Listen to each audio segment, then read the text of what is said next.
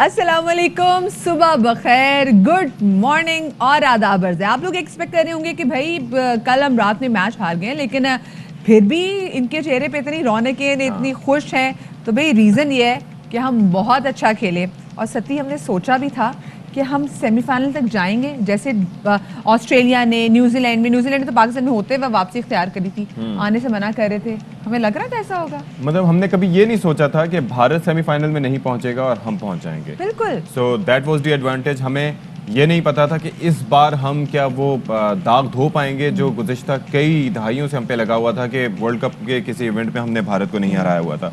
तो ये दाग हमने धोए हैं, हमने अपनी कंसिस्टेंसी शो की है, लेकिन वो नॉकआउट मरहले में हम उस तरीके से नहीं कर सके।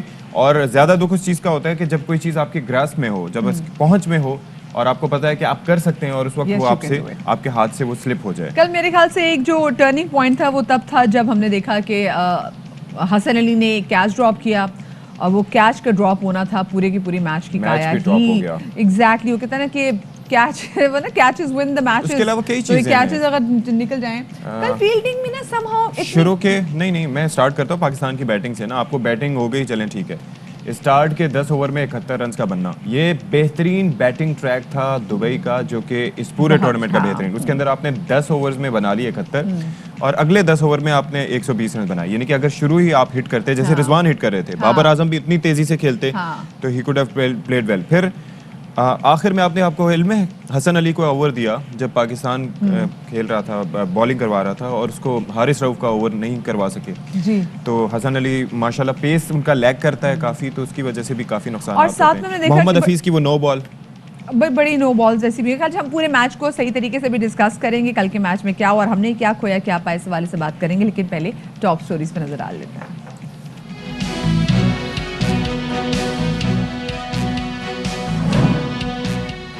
कल के आसाफ शिकन सेमीफाइनल में पाकिस्तान को ऑस्ट्रेलिया से 5 विकेटों से शिकस्त, मगर शाहीनों ने दिल जीत लिए। अब T20 वर्ल्ड कप का फाइनल कैंगरूज और कीवीज के दरमियान होगा।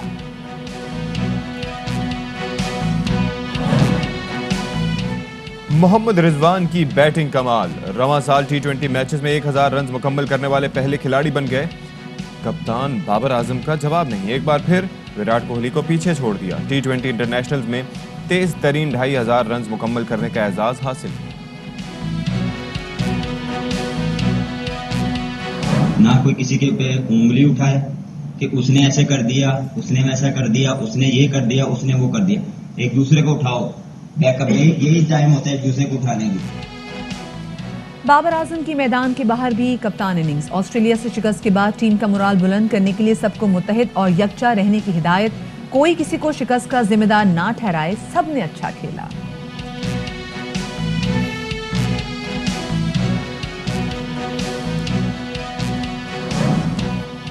मर्दान के नौजवान का स्केटिंग करते हुए 4 दिन और 18 घंटे में खुंजराब से लाहौर तक का सफर। बिलाल अखुनजादा होंगे आज बाखबर सवेरा के मेहमान।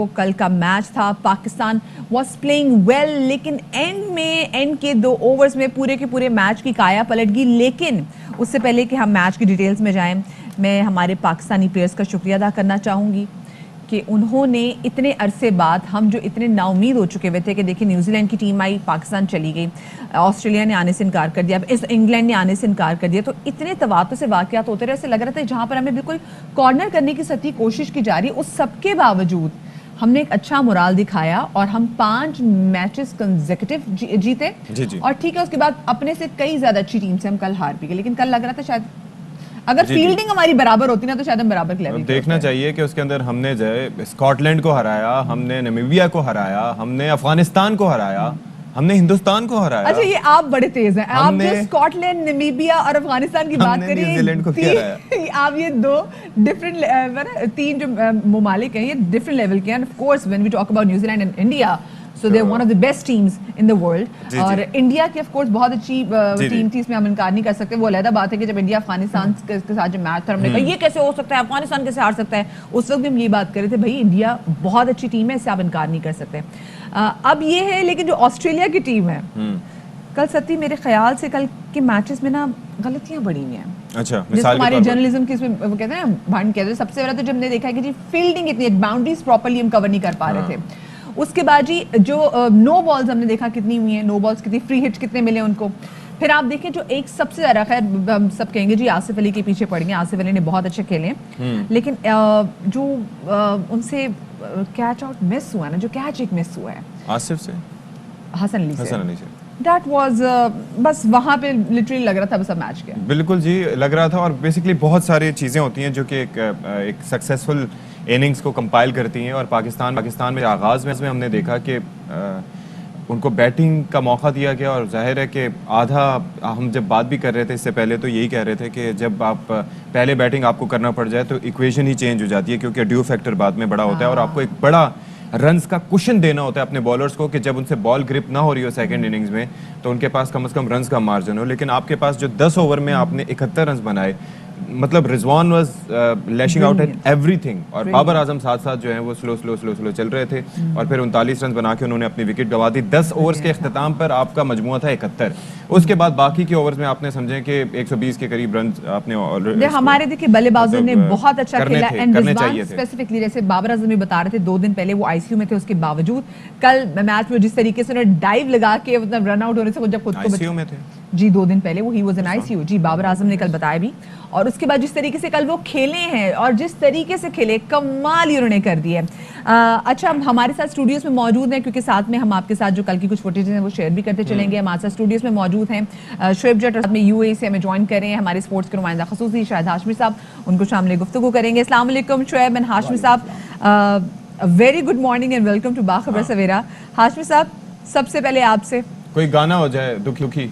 नहीं दुखी ना हो, बट हमने जो देखे ख्वाब कब के ऑस्ट्रेलिया ने आके तोड़ दिए, हमने जो देखे ख्वाब कब के।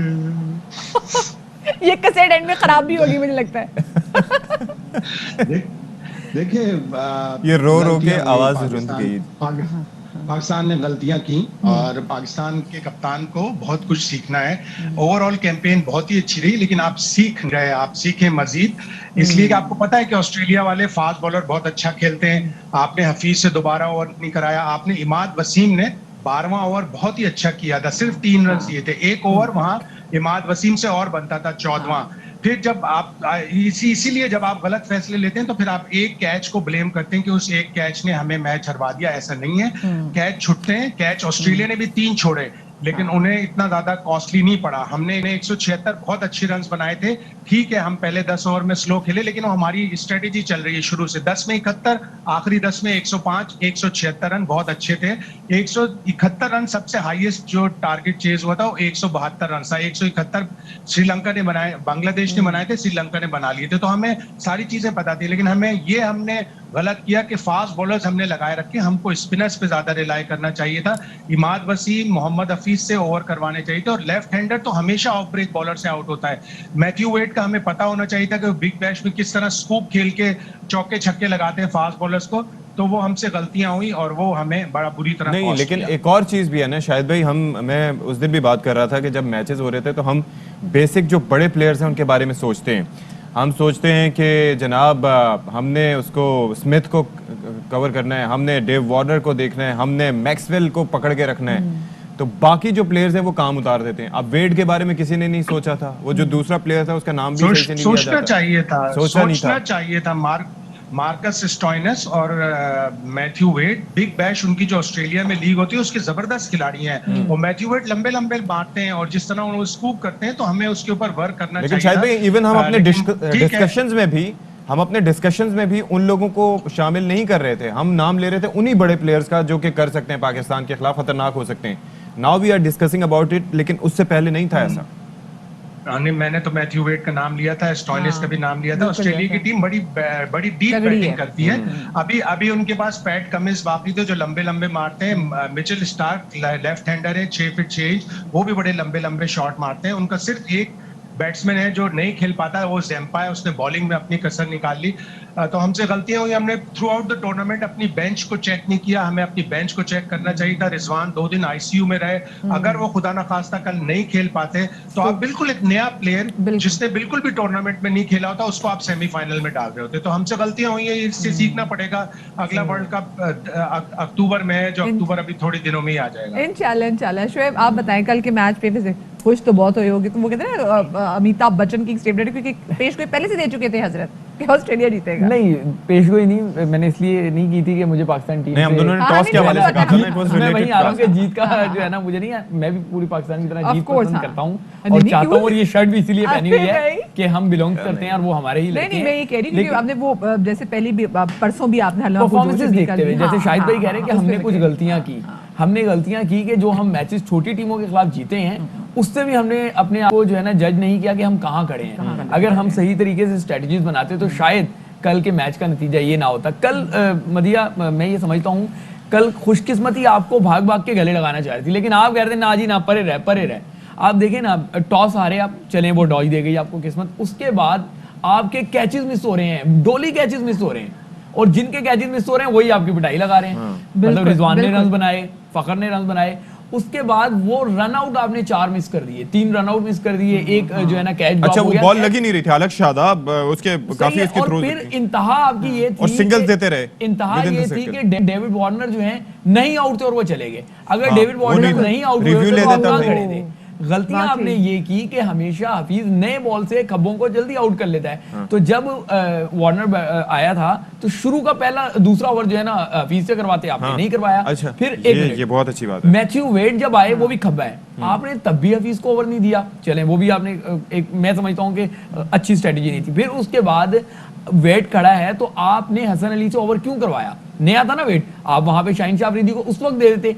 तेज बॉलर होता, नया बैट्समैन है, उसको एडजस्ट होने में थोड़ा टाइम लगता, थोड़ा मुश्किल में आ जाता। आप गए कि नहीं, हमने इससे आखिरी जो है ना ओवर करवाना है। जिस तरह हम बैटिंग में बात कर रहे थे कि आप अपने बैट्समैनों की बाकी विकेटें बचा के अचार डालेंगे, तो आपने ऐसे ओवर्स का क्या करना था? अचार डालना था अगर आपने उसको वक्त पे इस्तेमाल नहीं किया। गलतियां हैं, बेशक हम पे फख्र है कि लड़के बड़ा अच्छा खेले, उन्होंने पूरी कौम का सर जो है फख्र से बुलंद किया, लेकिन कुछ गलतियों की वजह से हम चैंपियन बनते बनते रह गए। अच्छा, मैं ये बताएं कि अब आगे क्या, क्योंकि देखें अभी कौमी क्रिकेट टीम ने वापस तो आना नहीं, वो यहाँ से सीधा बांग्लादेश जाएगी और इंशाल्लाह वहां से जीत कर ही आएगी। हमारे लिए तो देखें अभी भी जीत है, क्योंकि अगर शोएब आप भी और हाशमी साहब आप भी मेरी बात से एग्री करेंगे कि जिस तरीके से इस वर्ल्ड कप से पहले पाकिस्तान को कॉर्नर करने की कोशिश की जा रही थी, इंटरनेशनल लेवल पे जिस तरीके से पाकिस्तानी प्लेयर्स का और पाकिस्तान का मोरल डाउन करने की कोशिश की जा रही थी, उसके बावजूद पाकिस्तान के इतनी अच्छी परफॉर्मेंस दे देना, मतलब हमें भी यहाँ पे देखना चाहिए। ठीक है, हमारे लक फैक्टर ने भी चाहे हमारा साथ दिया, लेकिन हमारे प्लेयर्स, जैसे अगर हम रिजवान की बात करें, कल जो रिजवान की सिचुएशन थी, जिस तरह से रिजवान ने खेला,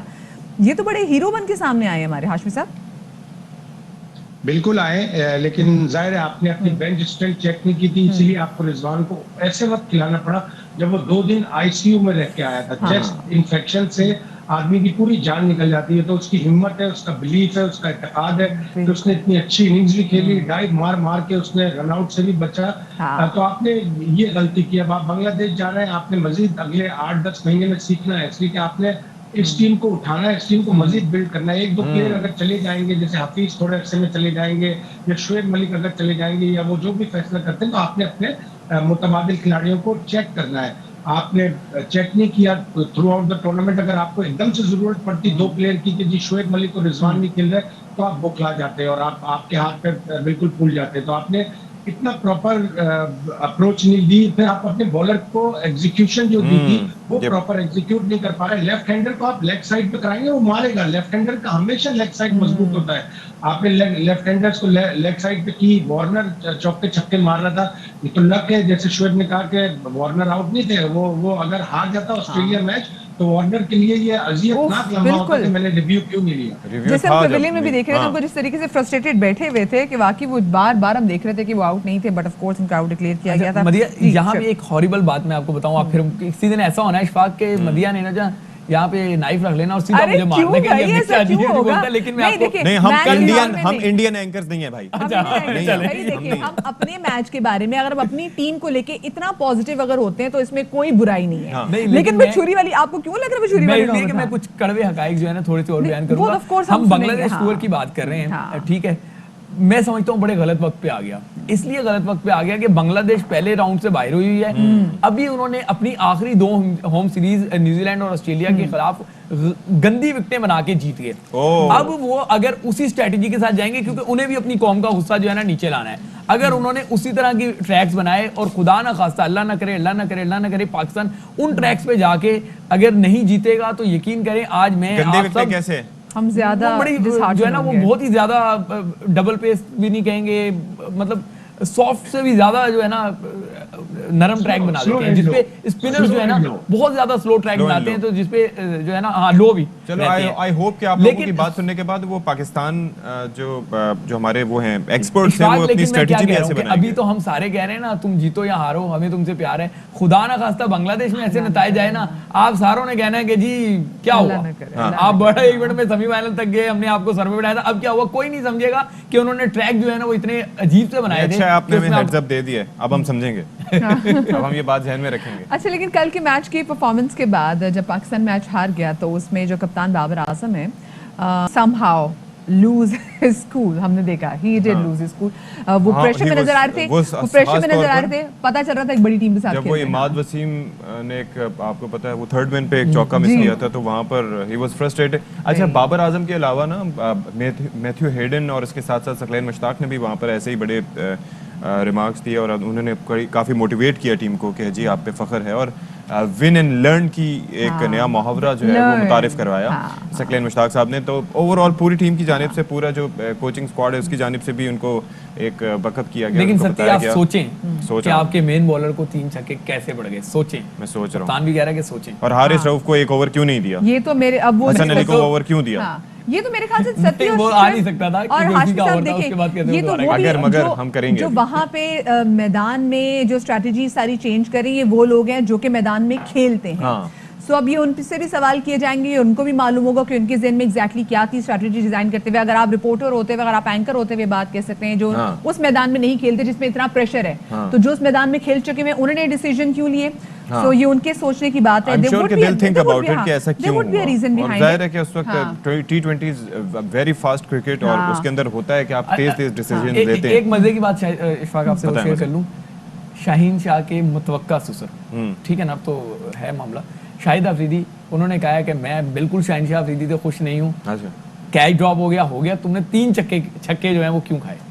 चलो वो भी खाते रहे वो पास में नहीं, कोई बात उसका इल्जाम है। उन्हें मैथ्यू लाला, आप ये इल्जाम मैथ्यू वेड को दें और उसके बाद दूसरी तरफ इल्जाम दें हसन अली पे। कुछ सीखे अच्छा, पाकिस्तानी सियासतदानों से। अच्छा चले जी, हो गया, बहुत शुक्रिया जी। हमारे साथ शुएब जट मौजूद थे, हमारे साथ शायद हाशमी साहब यूएई मौजूद थे।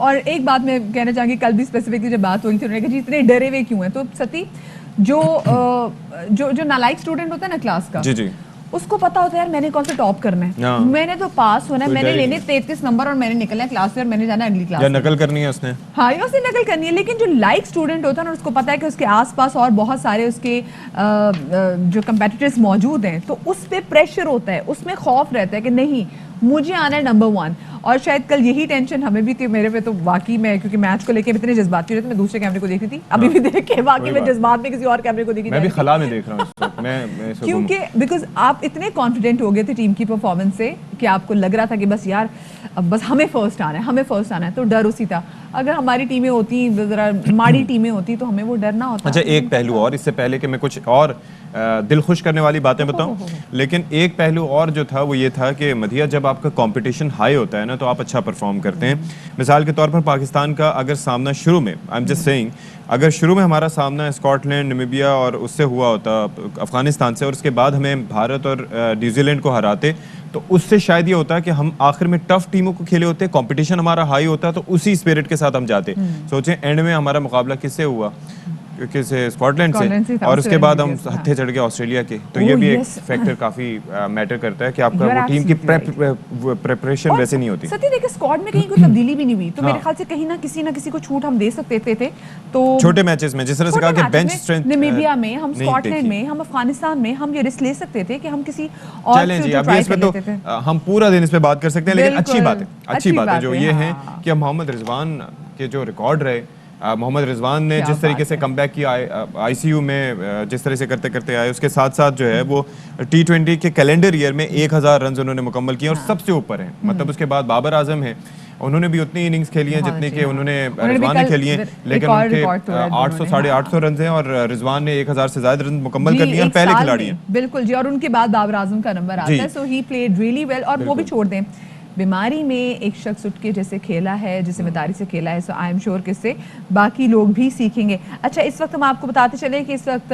लाहौर में हमजा शहबाज मीडिया से गुफ्तगू करे, तो आपको बराह रास्त लाहौर में ले लीग चलते हैं। का मौक़िफ़ तो उस दिन भी यही था, आपने माना नहीं। अब जबकि इलेक्शन कमीशन की रिपोर्ट आ चुकी है, दूध का दूध पानी का पानी हो चुका है, तो न्याजी साहब आप जहाद करने निकले हैं, तो फिर अपनी हुकूमत जो पंजाब में है उसके ख़िलाफ़ जहाद करें ना, बुज़दार साहब के ख़िलाफ़ जहाद करके पहल करें ना, हम आपका साथ देंगे। और तांते जो हैं वो वज़ीर-ए-आज़म हाउस में भी जाके मिलते हैं, आप अपने ख़िलाफ़ भी जहाद करें। आज कौम चीनी महंगी है, आटा 2 वक्त की रोटी लोगों की मुश्किल हो गई है।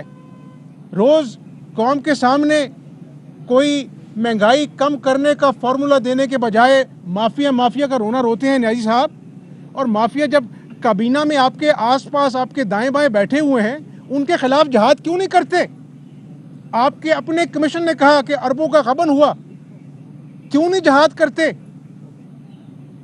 मालम जब्बा स्कैंडल में अरबों का गबन हुआ, जहाद क्यों नहीं करते? BRT पेशावर में खैबर पख्तूनख्वा की हुकूमत की अपनी रिपोर्ट है कि अरबों का गबन हुआ, जहाद क्यों नहीं करते न्याजी साहब? पिंडी रिंग रोड में अरबों का स्कैंडल है, जहाद क्यों नहीं करते आप? दवाइयाँ अरबों का गबन हुआ, उस वजीर को हटा के आपने पार्टी का ओहदा दे दिया, उसके खिलाफ जहाद क्यों नहीं करते आप? 500% दवाइयाँ महंगी हो गई, आपको जहाद क्यों नहीं याद आता?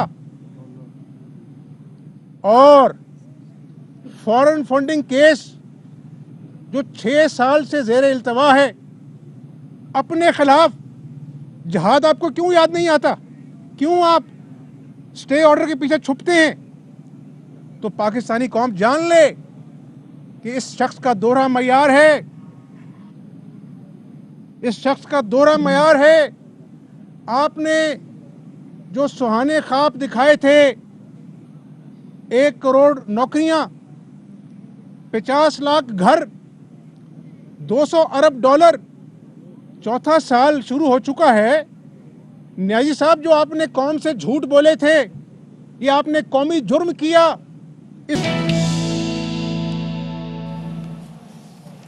अच्छा जी, वेलकम बैक टू बाखबर सवेरा। अब जरा बात कर लेते हैं एक मुनफरिद अंदाज में पाकिस्तान का मुस्बत और पुरम चेहरा दुनिया को दिखाने वाले बिलाल अखुंज़ादा की। अच्छा, इस नौजवान का ताल्लुक तो वैसे मर्दान से है, लेकिन रिहाइश इस्लामाबाद में और स्केटिंग में क्या ही महारत रखते हैं मदिया। बिल्कुल जी, और उन्होंने इतना कमाल कर दिखाया। उन्होंने 4 दिन और 18 घंटे में पंजाब से लाहौर तक का सफ़र जो है वो स्केटिंग के थ्रू किया है। जी बिल्कुल, अब आप खुद सोच लें, पंजाब से लाहौर तक का सफ़र, ये जितनी भी सड़क आपको स्मूथ नज़र आ रही है, ये सड़कें इतनी स्मूथ नहीं होती, बड़े कठिन रास्ते होते हैं, बड़े दुश्वार गुजार रास्ते होते हैं, जहाँ पर हमने देखा है कि मोहम्मद बिलाल ने स्केटिंग के थ्रू अपना ये सफ़र तय किया। ये सफ़र कितना आसान था, कितना मुश्किल था, और सफ़र में उन्होंने क्या सीखा। हमारे साथ मोहम्मद बिलाल मौजूद हैं, उनको शामिल गुफ्तगू करेंगे। अस्सलाम वालेकुम Bilal, welcome to Bakhabar Savera and very good morning. Bilal, ये तो बड़े डिफरेंट नौयत का आपने एक रिकॉर्ड बनाया है, और अब आप इंशाल्लाह Guinness book of world record में अपना नाम भी दर्ज कराने जा रहे हैं। What was the idea and what was the purpose behind it? वालेकुम अस्सलाम, थैंक यू सो मच। और अल्लाह का लाख लाख शुक्र है कि ये सफ़र हमारा बखैर खैरियत जो है ना मुकम्मल हो गया। हमारा मकसद है पाकिस्तान की जो है ना खूबसूरती को प्रमोट करना, टूरिज़्म को प्रमोट करना, अपने कल्चर को प्रमोट करना और यूथ को एक सेहतमंद खेल की तरफ मुतवज्जा करना ताकि वो गैर सरगर्मियों से दूर होकर एक सेहतमंद खेल की तरफ मुतवज्जा हो जाए। अच्छा, तो दिस इज़ ग्रेट। अच्छा, ये मुझे बताएं कि हम तो चलो ये जो फुटेजेस देख रहे थे सीधे सीधे सड़कों पर स्केटिंग तो कर ली, लेकिन जहाँ पर ये पहाड़ी इलाके में कैसे मुमकिन बना है? आपकी जगह मैं होता तो मैं तो बिल्कुल रिवर्स गियर में ही वापस ही जा रहा होता। बहुत अच्छा सवाल है, क्योंकि अगर आप इस्लामाबाद से चाइना बॉर्डर की तरफ जाते हो तो सारी जो है ना अप हिल्स हैं, सारी जो है ना चढ़ाई हैं। अब जब वहां से वापस आते तो ज्यादातर जो है ना डाउन हिल्स है। तो उसमें जब आप कम से कम यहाँ पर आपकी 70 से 80 किलोमीटर जो है ना स्पीड होती है, तो वहां से जो है ना आना आसान है लेकिन जाना बहुत ज्यादा मुश्किल है, बल्कि नामुमकिन सी। लेकिन आने में ब्रेक लगाना कितना आसान है? बंदा तो मेरे जैसा बंदा तो किसी खाई में से मिले। देखिए, अगर आप अनप्रोफेशनल हैं और आपको स्केटिंग आपने नहीं की तो आपके लिए जो है ना ये जानलेवा स्केटिंग जो है ना जिंदगी और मौत का खेल है। वहां से यहाँ आना कोई बच्चों का खेल नहीं, क्योंकि 24 घंटे जो है ना लैंड स्लाइडिंग का खतरा होते हैं, दूसरे खतरे भी वहां पर मौजूद होते हैं। अल्हम्दुलिल्लाह जब हम ये कर रहे थे तो हमें किसी मुश्किल का सामना नहीं करना पड़ा, कहीं पर जो है ना लैंड स्लाइडिंग नहीं। लेकिन Bilal, it's not only about land sliding का तो है ही नहीं, यहाँ पे जरा सा आपका बैलेंस आउट हो तो आपके सामने जैसे बड़े बड़े ट्रक्स भी आ रहे हैं, व्हीकल्स भी आ रहे हैं, खुदा ना खास्ता जरा सा आपका अगर बैलेंस आउट हो जाता 80 की स्पीड से खतरनाक मोड़ों में, और जिस तरह से हम देख रहे हैं कि वो टर्न्स कितने खौफनाक हैं, जिंदगी जा सकती थी। तो मतलब घबराहट नहीं थी आपको? दूसरा कितने अरसे इसकी तैयारी की थी ये तो बताएं। एक्चुअली 4 साल से हम इसकी तैयारी कर रहे हैं। डेली में तकरीबन 70 से 80 100 किलोमीटर में इस्लामाबाद में अपनी तैयारी करता हूँ, स्केटिंग करता हूँ, जो मेरी डेली रूटीन है, क्योंकि मेरा प्रोफेशनल भी है। मैं लोगों को भी ये सिखाता हूँ, तो हमें इस चीज़ का डर नहीं है। जिस तरह एक ड्राइवर होता है, अगर आप इस इलाकों में गाड़ी पे ड्राइव कर रहे हो और आपने मामूली सी गफलत की, स्टीयरिंग थोड़ा सा जो है ना 1 इंच भी साइड पे कर लिया, तो आप मौत के मुंह में जा सकते हो। तो सेम ये भी स्केटिंग भी उसी तरह सा है कि अगर आपकी थोड़ी सी लापरवाही जानलेवा साबित हो सकती है। ये मैं देख रही हूँ हल्का सा डांस भी कर रहे हैं बिलाल, ये मैं हम आपकी तरफ फुटेज दिखा रहे हैं, बड़ा एंजॉय करें, डांस भी करें, हल्के से स्टेप भी कर रहे हैं, तो माशाल्लाह बड़ा कॉन्फिडेंस है आपका। तो जब आप यकीन करें, जब हमने वहां से स्टार्ट किया तो हमें यही पता चल, मतलब हमारा एक्साइटमेंट और इतनी खूबसूरत इलाके कि मैंने कभी लाइफ में ये जो है ना सोचा नहीं था कि पाकिस्तान के इतनी खूबसूरत इलाके हैं। तो जब हमने वहां से स्टार्ट किया तो मुझे इतना मजा आ रहा था कि मैं तो डांस करता करता जो है ना इस्लामाबाद पहुंच गया। अच्छा, ये बताएं कि एक तो जाहिर है कि आप इतनी रफ्तार से चल रहे हैं और इतना टाइम आपने लगाया, तो उसके अंदर आपके पेयर्स कितने यूज़ हुए स्केटिंग शूज़ के? और जाहिर है कि ब्रेक्स तो लगाना पड़ती होंगी, तो ब्रेक कैसे लगाते थे ये भी ज़रा हमें बताएं। इस स्केट्स में जो है ना हील ब्रेक होती है, ये बिल्कुल बैक साइड पे होती है, राइट फुट में होती है। और इतनी स्पीड में भी वो एक्टिव होती है, चल जाती है? हाँ, वो तो गाड़ी से ज्यादा ही एक्टिव होती है। 2 सेकंड में इसमें रोकने के बहुत सारे तरीके होते हैं। तो आप हील ब्रेक यहाँ पर हम यूज करते हैं, और इसमें जो है ना हमने ज्यादातर ब्रेक नहीं लगाई, 3 ब्रेक्स हम साथ लेके गए थे, 2 ब्रेक्स वहां पर यूज हुए, हम अपने साथ वापस ले गए। अच्छा, मुझे पेयर्स का बताइए, कितने पेयर यूज हुए आपके? एक ही हमने यूज किया है। एक ही यूज किया? भाई क्या बात है। अच्छा, दरमियान में आप ऑफ कोर्स आप रुकते भी होंगे, तो कितने टाइम का आप वो गैप लेते थे? दिन को हम स्केटिंग करते थे तकरीबन 7 से 8-9 घंटे, और रात को हम स्टे करते थे। अच्छा, और बिलाल ये बताएं कि उसके लिए कोई ख़ास एक्सरसाइजेस की ज़रूरत होती है, या कोई भी बंदा ऐसे ही जाके स्केटिंग शुरू कर सकता है? ज़ाहिर प्रैक्टिस तो आपने बताया कि करते हैं, लेकिन टांगों की एक्सरसाइज वगैरह भी ज़रूरी होती है, फिटनेस भी प्रॉपर चाहिए होती होगी इसके लिए?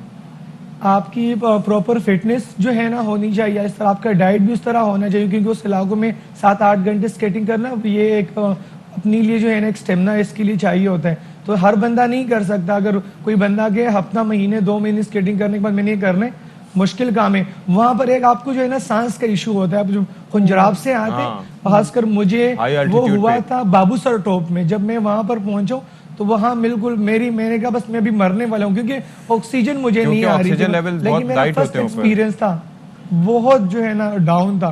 तो मैं तो वहाँ मुझे चक्कर आने लगे, मैं वहाँ पर बैठ गया। तो फिर वो मकामी लोग हैं, उन लोगों ने मुझे कुछ खाने को दी तो मेरी तबीयत बहाल हुई।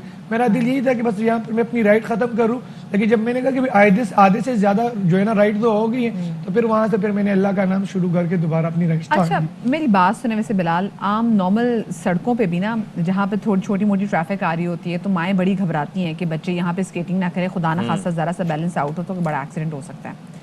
आपके घर वालों ने आपके इस आइडिया को कबूल कैसे किया कि भाई खंजराब से लाहौर स्केटिंग से के थ्रू कैसे?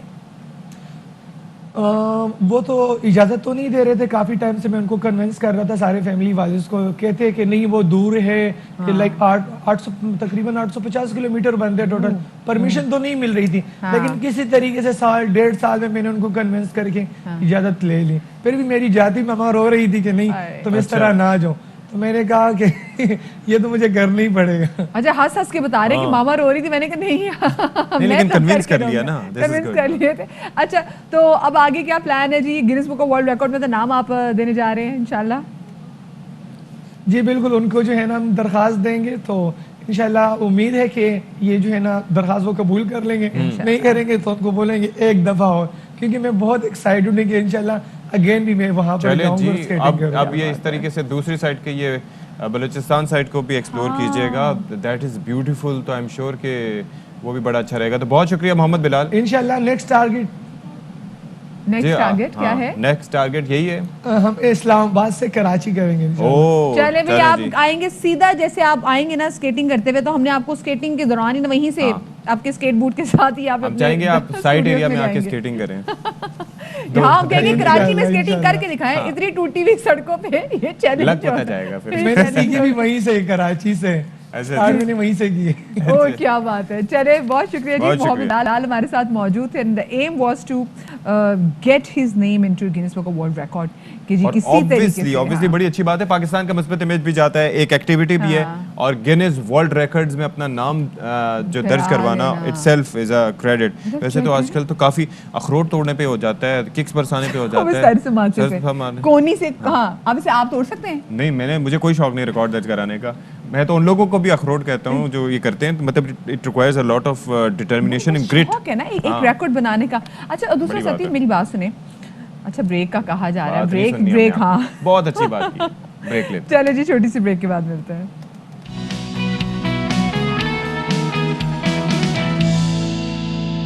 जनाब, तो welcome back after the break. आज है 12 नवंबर और आज दुनिया भर में नमूनिया से आगाही का दिन मनाया जा रहा है।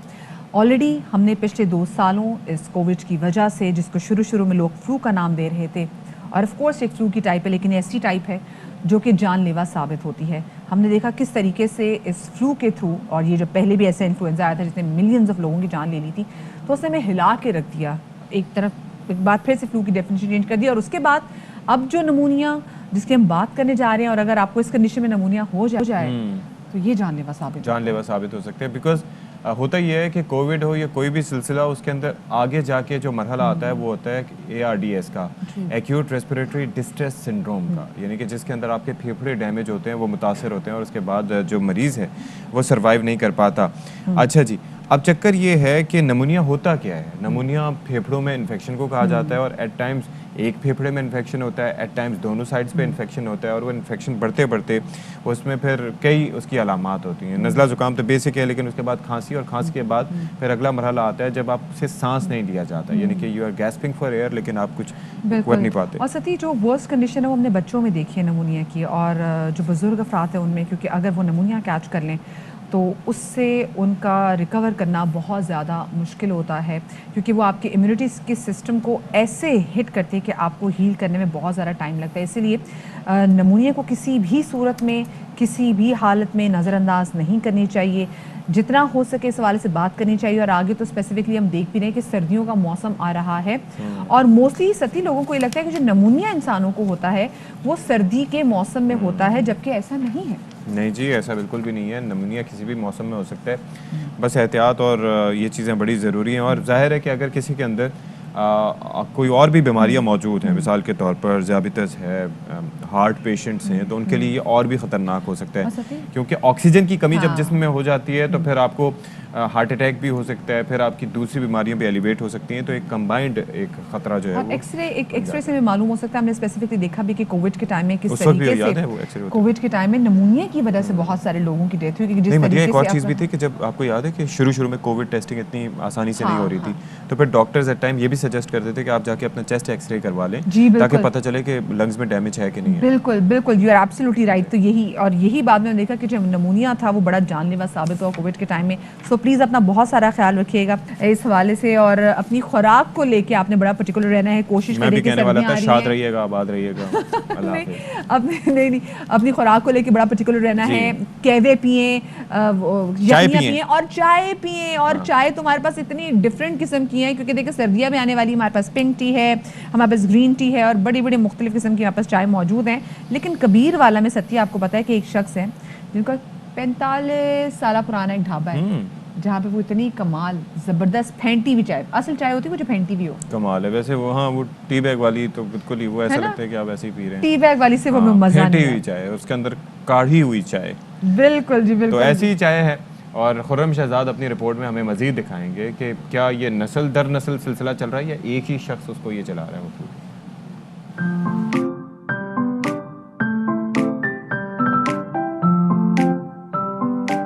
सर्दियों के शुरू होते ही कबीरवाला में चाय और कॉफी की दुकानों में रश बढ़ जाता है। कबीरवाला की मशहूर चाय मौसम ठंडा होते ही लोगों को अपनी तरफ खींचती है। दर्जनों लोग अपनी अपनी महफिलें सजाए सर्द मौसम में गर्मा गर्म चाय के साथ साथ सोना हलवा और बर्फी से लुत्फानंदोज हो रहे हैं। इस होटल की चाय बड़ी मज़ेदार है और हम रोज़ाना इसकी चाय पीने यहाँ होटल पे आते हैं। हमारा जो है ना दिल करता है कि चाय ना छोड़ें।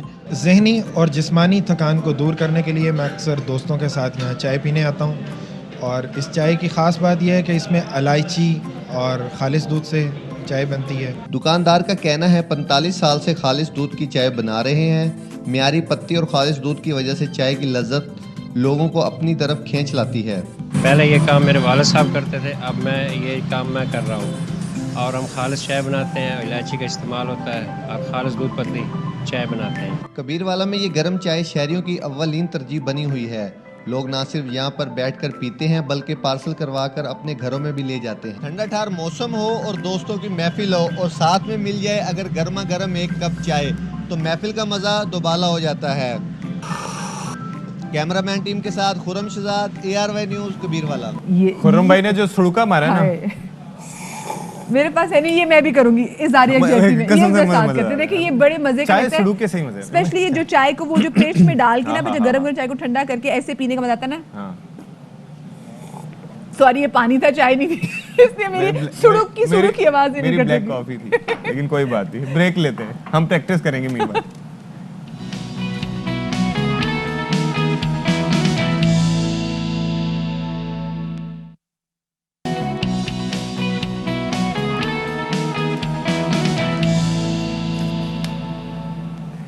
अब बाखबर सवेरा में एक बार फिर से आपका खैर मकदम करते हैं। और हम मैच के हवाले से बात कर रहे थे, वैसे जहाँ पर कई नेगेटिव्स थे वहाँ पर पॉजिटिव्स भी काफ़ी थे।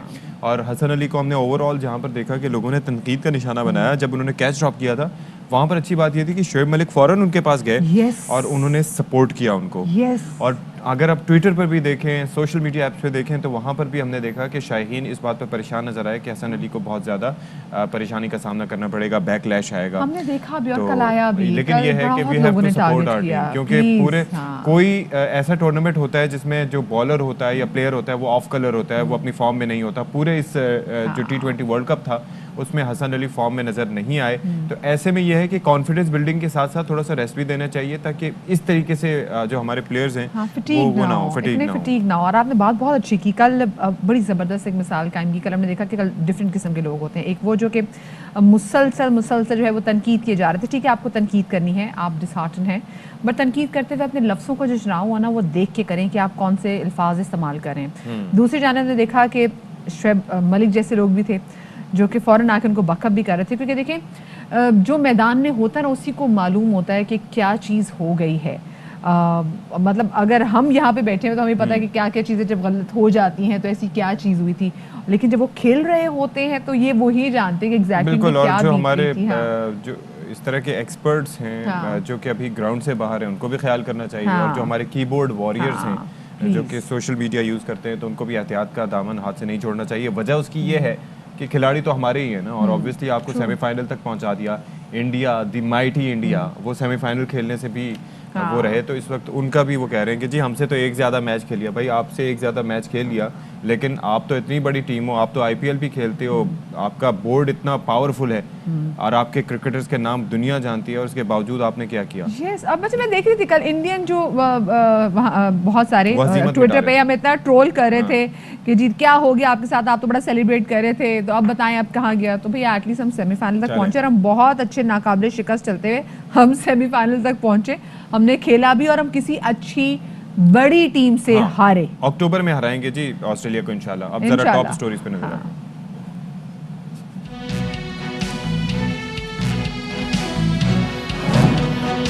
कराची की बल्दियाती मसाइल का हल, सूबाई हुकूमत ने शहर में जोनल म्यूनिसिपल कमेटियों को खत्म करके टाउन के निज़ाम की बहाली का फैसला कर लिया।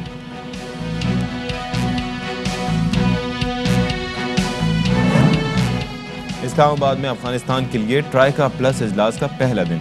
एतदाल पसंद पॉलिसी के लिए तालिबान से रवाबित रखने पर इत्तफाक। वजीर आज़म कहते हैं कि मुश्किल घड़ी में अफगान अवाम के साथ है।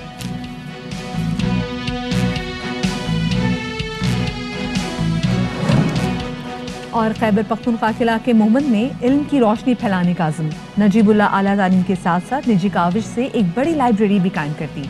वालिदा भी इस रोशनी के सफ़र में हम सफ़र हैं।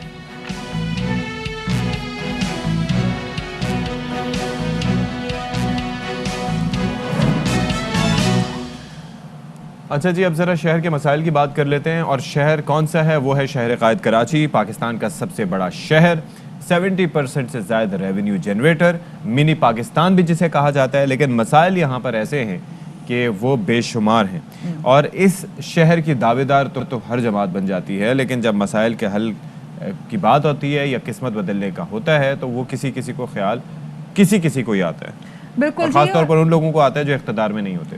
बिल्कुल जी, हम देखते हैं कि एडमिनिस्ट्रेशन का यहाँ पर काफ़ी ज़्यादा मसला है। साबिक सदर परवेज़ मुशर्रफ के दौर के बल्दियाती निज़ाम में केएमसी और 18 टाउन्स में कराची को तकसीम किया गया था, लेकिन बाद में शहर को डीएमसीज इसमें यहाँ पे कायम की गई। कराची के बल्दियाती निज़ाम में तब्दीली आती रही, अगर तब्दीली नहीं आई तो इस शहर की और शहरियों की किस्मत में हमने कोई तब्दीली नहीं की। सिंध हुकूमत ने अब एक बार फिर से जोनल म्यूनिसिपल कमेटीज़ को ख़त्म करके टाउन के निज़ाम की बहाली का फैसला किया है। निज़ाम कोई भी हो, लेकिन इसका मकसद शहरियों के मसाइल का हल करना और इनको रिलीफ फराहम करना होगा। बिल्कुल जी, और ये कैसे मुमकिन होगा, इसी इशू पर बात कर लेते हैं। एमक्यूएम जो कि कराची की एक बड़ी स्टेक होल्डर है, उसके अलावा कंवर नवीद जमील साहब हमारे साथ मौजूद हैं। कंवर साहब, बहुत शुक्रिया, आपने हमारे लिए वक्त निकाला। ये जो सिंध हुकूमत की जानिब से डिसीजन लिया गया है टाउन्स को बहाल करने का, तो एमक्यूएम का इस पर नुक्ता नज़र क्या है? ये जो 2001 का जो लोकल गवर्नमेंट एक्ट था, उसमें कराची में टाउन ही थे और बाकी डिस्ट्रिक्ट्स में ताल्लुक़ा थे। और मेरे ख़्याल में एक ये बेहतरीन निज़ाम था, क्योंकि अब शहर इतने बड़े हो गए हैं कि जितना उनके सिस्टम को छोटा किया जाएगा, शहरों को जितना ज़्यादा इंतज़ामी तौर पे तक़सीम किया जाएगा बल्दियाती मसाइल हल करने के लिए, उतना ही लोगों को ज़्यादा रिलीफ मिल सकेगा।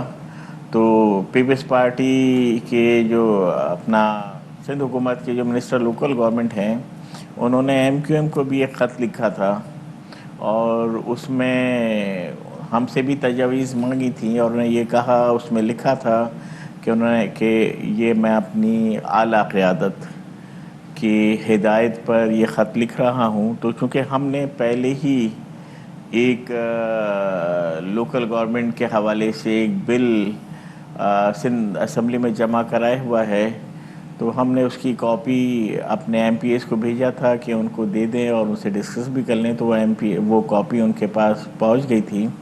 उसमें भी हमारे उसमें जो लोकल गवर्नमेंट एक्ट बनाया है, उसमें भी टाउन्स का ही सिस्टम था।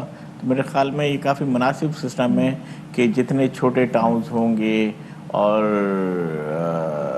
ज़्यादा उसको होगा, तो लोगों के मसाइल तक पहुंचने में इलाकों गलियों के मसाइल हल करने में आसानी। अच्छा कंवर साहब ये बताइएगा, कराची एक ऐसा शहर है जिसकी दावेदार बहुत बड़ी बड़ी जमातें हैं, जमात इस्लामी भी आ जाती हैं, इनके पाकिस्तान भी आ जाती है, पाकिस्तान तहरीक इंसाफ भी आ जाती है और पाकिस्तान पीपल्स पार्टी भी आ जाती है। इतने दावेदार मौजूद हैं लेकिन उसके बावजूद हम कराची की सूरत हाल अच्छी होती हुई देखते ही नहीं है। ओनरशिप 1000 इसमें लोग ले रहे होते हैं लेकिन सूरत हाल कभी नहीं बदलती, क्यों ऐसा?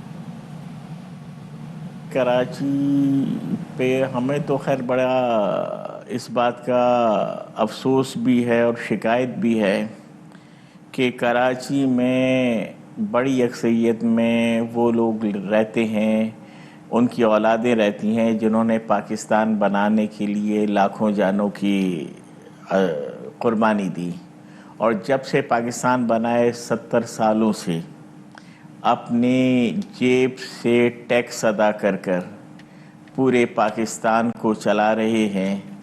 और चाहे वफाक हो तो वफाक का 70% टैक्स कराची से जाता है, सूबे का 95% कराची से जाता है, लेकिन कराची के मसाइल को हल करने, मसाइल को देखने के लिए, समझने के लिए और कराची के लोगों के मसाइल हल करने के लिए हुकूमतें और इदारे संजीदगी से काम नहीं करते हैं। और इस मौजूदा वक्त में इस गैर संजीदगी की इंतहा हो गई है। तो यही वजह है कि अब 15 साल से तो ये जो अपना जो पीपल्स पार्टी की ये सूबाई हुकूमत है और जो कराची के मसाइल हैं वो ज़्यादातर सूबाई हुकूमत के डोमेन में आते हैं, लेकिन उसके बावजूद भी ट्रांसपोर्ट का मसला है तो वफाकी हुकूमत हल कर रही है। कराची का पानी का मसला है तो K4 के लिए वफाकी हुकूमत पैसे दे रही है।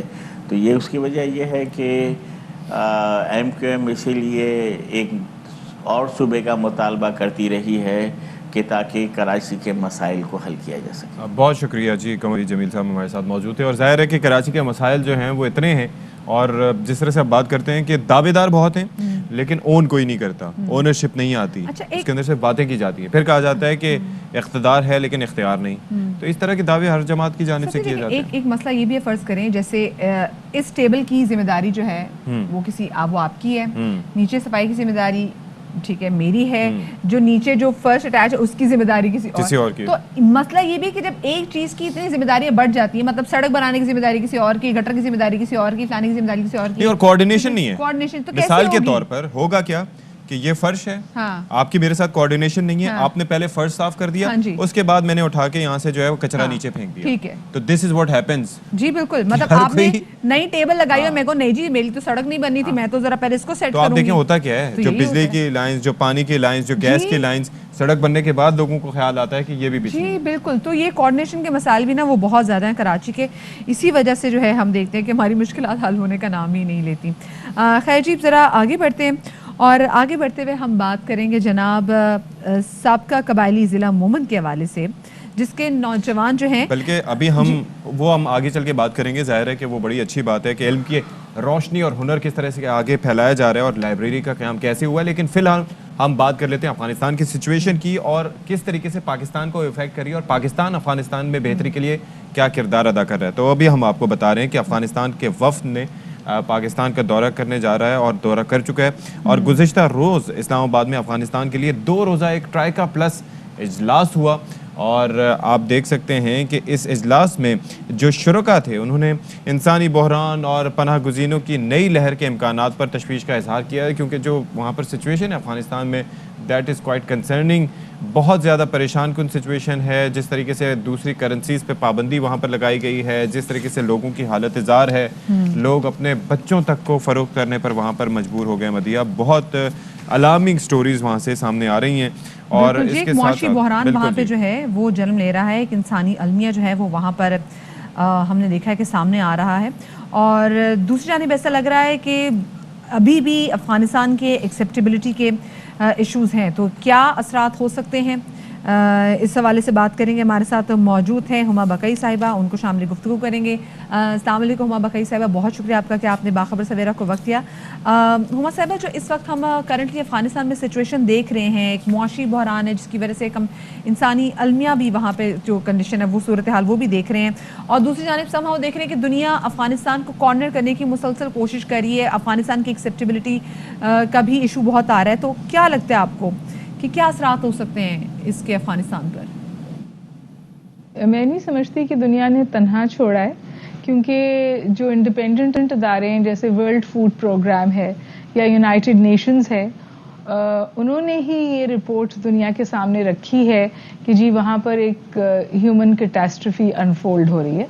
बल्कि उन्होंने कहा it's a countdown to catastrophe. ये डायरेक्टर हैं वर्ल्ड फूड प्रोग्राम के, जिनके ये अल्फाज हैं। उसके बाद पैसे भी कमिट किए, यूरोपियन यूनियन ने भी किया है, अमेरिका ने भी किया है, यूनाइटेड नेशंस ने भी किया है पैसे इस ह्यूमैनिटेरियन क्राइसिस को एड्रेस करने के लिए, लेकिन इनके पास कोई ऑपरेशनल स्ट्रैटेजी नहीं है। ये कहते हैं कि जी हम तालिबान को पैसे नहीं देंगे और एनजीओस के तहत ये पैसा जो है वो उसकी तरसील होगी और उस इमदाद की तरसील होगी, लेकिन इसमें इतना वक्त लग रहा है कि वहाँ पर तो समझिए अब भूख से लोग मरने लगेंगे, ऐसी सूरत हाल हो जाएगी।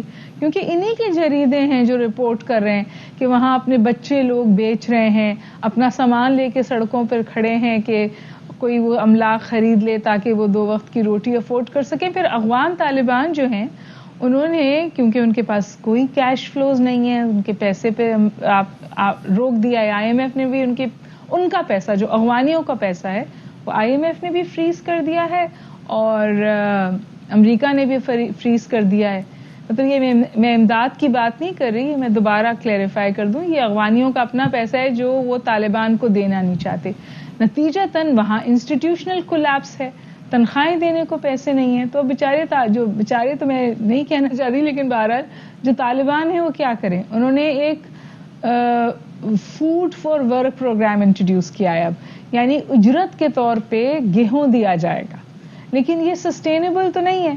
तो वो सिविल वॉर जो तालिबान के टेक ओवर के बाद नहीं हुई, जो अमेरिका के इनखला के बाद नहीं हुई, वो सिविल वॉर अब इस माशी कमजोरी या इस माशी मेल्ट डाउन की वजह से अफगानिस्तान में हो सकती है, बल्कि मेरा ख्याल है शुरू हो जाएगी अगर कोई सूरत हाल कंट्रोल है, कि लोग भूखों तो नहीं मरेंगे ना। तो ये जो अफगान वफ्द का दौरा पाकिस्तान है और ये जो ट्राइका प्लस इजलास हुआ है, ये आप समझते हैं किसी हद तक मुआविन हो सकता है अफगानिस्तान की सिचुएशन चेंज करने के लिए? पाकिस्तान जो है वो right side of international law पे रहते हुए उन्हें रिकग्निशन और लेजिटिमेसी नहीं दे रहा है, लेकिन वो तालिबान की मदद ज़रूर कर रहा है, हैंड होल्डिंग ज़रूर कर रहा है। और यहाँ भी पाकिस्तान से पहले इंटरनेशनल कम्युनिटी ने रिक्वेस्ट की थी कि भाई इन्हें नेगोशिएटिंग टेबल पर आप लाएं। और सिर्फ पाकिस्तान नहीं, मेरा ख्याल है बहुत सारे ममालिक हैं जो इस बात की अहमियत को समझते हैं। जर्मनी भी है जो समझता है कि इंगेज करने की ज़रूरत है, UK भी समझता है इंगेज करने की ज़रूरत है, Moscow, China, Qatar, Iran, Turkey. क्योंकि देखिए आप ये नहीं कर सकते कि आप उनको बिल्कुल अलहदा कर दें और उनको दीवार से लगा दें, इसका जो नतीजा निकलेगा वो बहुत ख़तरनाक होगा। और मेरे ख्याल है इस बात का इदराक करना इंतहा से ज़्यादा ज़रूरी है।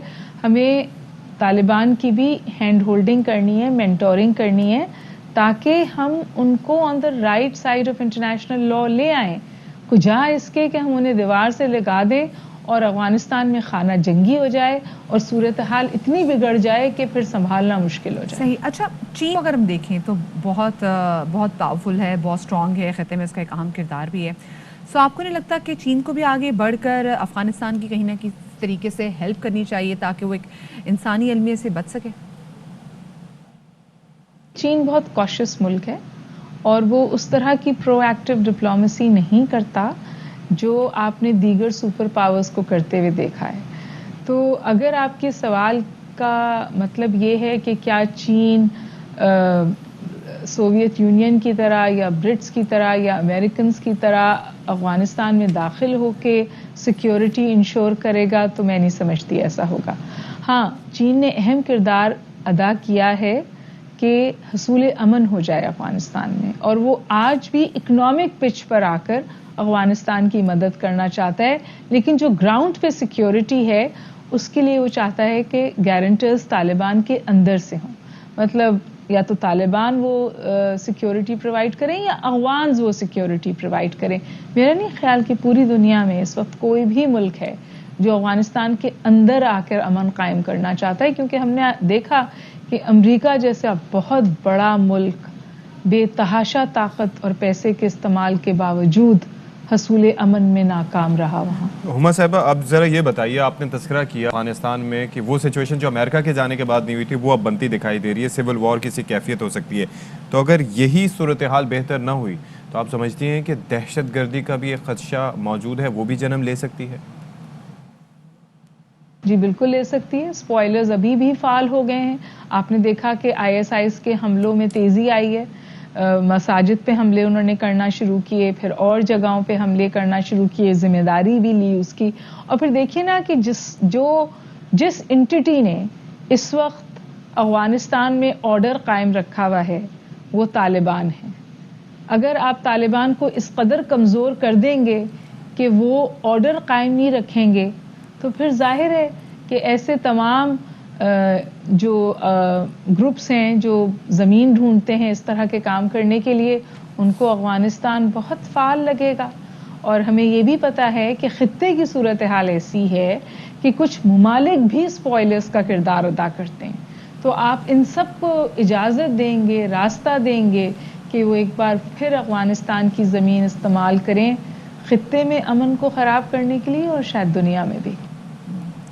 ठीक है, बहुत शुक्रिया। बकई साहब हमारे साथ तो मौजूद थी। एक छोटी सी ब्रेक हम यहाँ पे ले रहे हैं, हमारे साथ रहिएगा।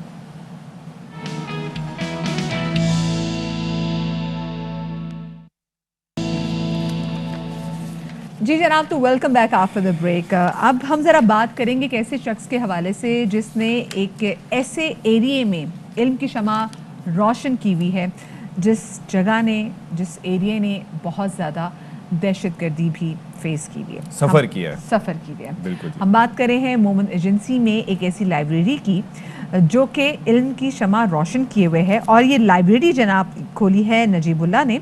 और सबसे अच्छी बात है कि नजीबुल्लाह सिर्फ अकेले ही ये लाइब्रेरी नहीं चला रहे, बल्कि जब नजीबुल्लाह नहीं होते तो उनकी एब्सेंस में लाइब्रेरी के तमाम तर जो काम हैं वो उनकी वालिदा चलाती हैं। सती अच्छा जी, और नजीब देखें कि इल्म की शमा जलाने वाले ये नौजवान हैं और उन्हें मशाल लाइब्रेरी साबिका फाटक की पहली लाइब्रेरी के तौर पर, प्राइवेट लाइब्रेरी के तौर पर वो सामने लेके आए हैं और 7 साल से ये लाइब्रेरी चला रहे हैं। अच्छा, हम ज़रा नजीब के बारे में आपको ये बताएं कि वो नेशनल डिफेंस यूनिवर्सिटी इस्लामाबाद से NDU से पीस एंड कन्फ्लिक्ट स्टडी में MPhil कर चुके हैं, और लाइब्रेरी का आगाज़ नजीबुल्लाह ने अपने घर में मौजूद चंद किताबें जमा करके किया था।